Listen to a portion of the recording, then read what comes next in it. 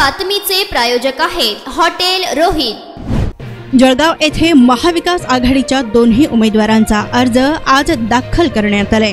यावेळी जितेंद्र आव्हाड यांनी पत्रकारांशी संवाद साधला व त्यांनी पंतप्रधान नरेंद्र मोदींवर हल्लाबोल केला।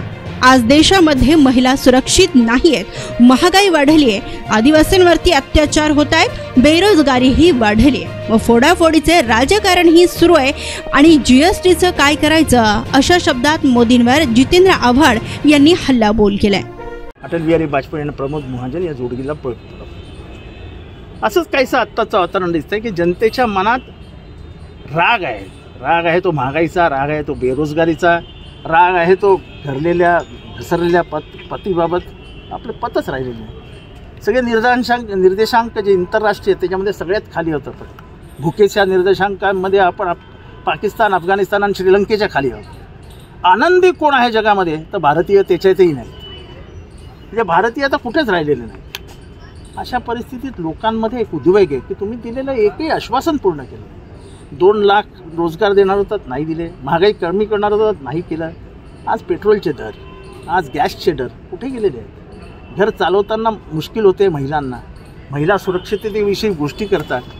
मणिपूरमध्ये उघड्यावरती महिलांवरती बलात्कार झाले, पण पंतप्रधान तिथेही फिरकले नाही। तुम्ही आदिवासींची गोष्ट करता, आज मणिपूरच्या आदिवासींचे काय हाल झाले, हेमंत सोरेनचे काय हाल झाले। तुम्हाला आदिवासींविषयी प्रेम नाही, त्यांच्या जंगलपट्ट्याविषयी तुमची काही भूमिका नाही आणि तुम्ही कुठलेही राष्ट्रीय विषय आले त्याच्यातनं पळून जाता आणि हिंदू मुसलमान द्वेष सुरू करता। परवाच्या तुमच्या भाषणामुळे जगामध्ये भारताची मान खाली गेली। असं एकही आंतरराष्ट्रीय वृत्तपत्र नाही किंवा एकही राष्ट्र नाही की ज्या राष्ट्रामध्ये ह्याच्या विरोधात तिथल्या वृत्तपत्रांनी भूमिका घेतली नाही। अगदी सिंगापूरसारख्या छोट्या चॅनलनी एक तास या बाबतीत चर्चा घेतली। हे सगळं जे काही चालू आहे, आपण विकासाच्या मुद्द्यावरच बोलत नाही, आपण स्थानिक मुद्दे घेतोय। लोकसभेमध्ये स्थानिक मुद्दे काही कामाचे नाहीत। जीएसटीचं काय करायचं? अहो तुम्ही अंतयात्रेच्या वस्तूंवर देखील जीएसटी लावलाय। व्यापाऱ्यांचं कंबरड मोडलंय। आज जळगाव ही सर्वात मोठी गोल्ड मार्केट होतं, काय झालं ते गोल्ड मार्केटचं? काय झालं तुमच्या केळ्यांचं? काय झालं तुमच्या कपाशीचं? म्हणजे कुठेच कोणी सुखी नाही। आणि हे सगळं दिसत असताना तुम्ही हिंदू मुसलमान करत बसता, ते पटत नाही। कर्नाटकाच्या शेवटच्या भाषणात जेव्हा आपण हरतो आहोत असं बघितल्यानंतर स्वतः पंतप्रधानांनी स्टेजवरनं बजरंगबली की जय अशी घोषणा दिलेली। त्यांना वाटलेलं हिंदू एकत्र येईल, कोणी एकत्र आलं नाही। 138 सीटा घेऊन काँग्रेस सत्तेवर आहे। एकंदरीत बघायला गेलं तर जळगाव जिल्ह्यामध्ये जे दोघी उमेदवार आहे, महायुतीच्या नेत्यांकडून गिरीश महाजन असतील, इतर नेते असतील, त्यांच्याकडून दोघी उमेदवार त्या ठिकाणी 5 लाखांचं लीड।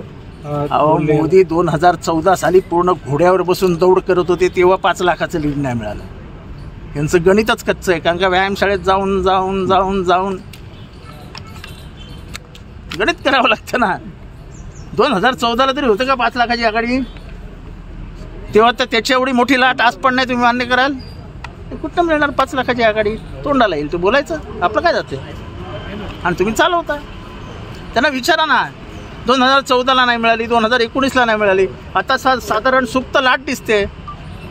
ती महागाई विरोधात दिसते, ती बेरोजगारी विरुद्ध दिसते आणि ती सर्वात मोठी लाट गद्दारी विरुद्ध दिसते। लोकांना जळगावमधल्या 5 आमदारांनी आणलेले 50 खोके अजून यांच्या डोक्यात फिट बसलेले आहेत। इतकी सोपी लढाई यावेळीचं गणित काय वाटतं सर आपल्याला? मग जनता हातात गेली निवडणूक। सर आप बड़े मुद्दों की बात कर रहे हैं, लेकिन यहाँ पर रावेर मतदार संघ में जो है श्रीराम पाटिल छोटे छोटे मुद्दों पे बात कर रहे हैं, जबकि शैक्षणिक क्षेत्र पे बात होना चाहिए, युवाओं के रोजगार पे बात होना चाहिए, लेकिन श्रीराम पाटिल उनके प्रचार में सड़क, रोड और नालियों की बातें कर रहे हैं। देखो ऐसा है कि खासदार वो आदमी चुनावी क्षेत्र में नया है। हम 10 चुनाव देख चुके हैं।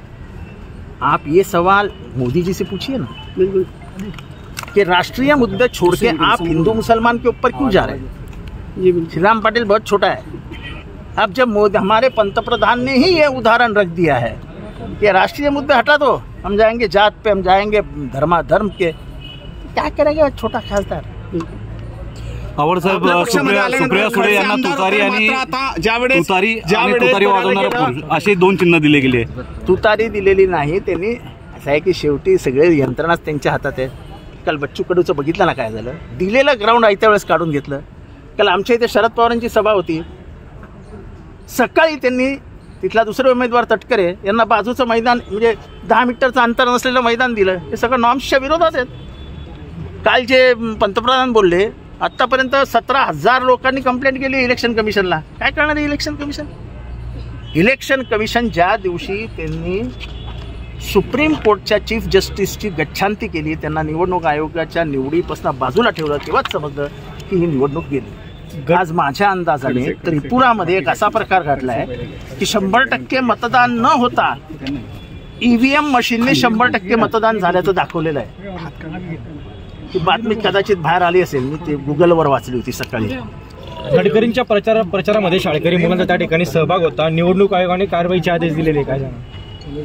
गडकरी येत ना ते, त्याच्यामुळे त्यांच्यावर कारवाई होऊ शकते.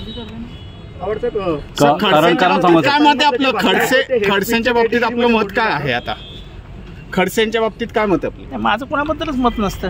त्यांनी पुन्हा एकदा भाजपचा इंडिव्हिज्युअल माणसाच्या विरोधात मी बोलत नसतो. मी एका विचारधारेच्या विरोधात बोलत असतो. मी शासनाच्या विरोधात बोलत असतो.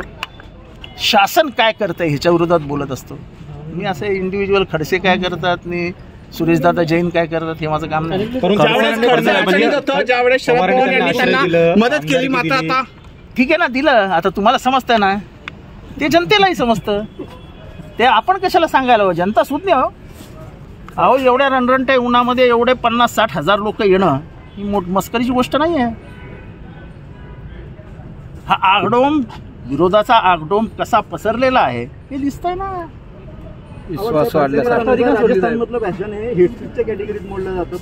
कोण काय करणार? सुप्रीम कोर्टाने क्लिअर कट डायरेक्टिव्ह दिलेले आहेत की तुम्हाला हेट स्पीच जर दिसलं तर सुमोटो पोलिसांनी कारवाई करावं, असं सुप्रीम कोर्टाचं सायटेशन जजमेंट आहे.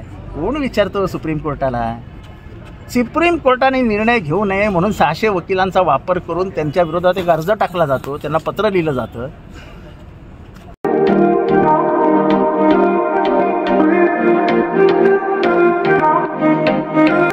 सोलापुरात व्हेज नॉन व्हेज जेवण मिळण्याचं एकमेव ठिकाण हॉटेल रोहित. चवीला टेस्ट, हॉटेल रोहितचे जेवण बेस्ट. बर्थडे पार्टी, कार्यक्रम, विविध पार्टींचे ऑर्डर्स ही स्वीकारले जातील. ग्राहकांसाठी खास पार्सलची सोय. आमचा पत्ता हॉटेल रोहित, 7 रस्ता opposite Kaligar petrol pump, Solapur.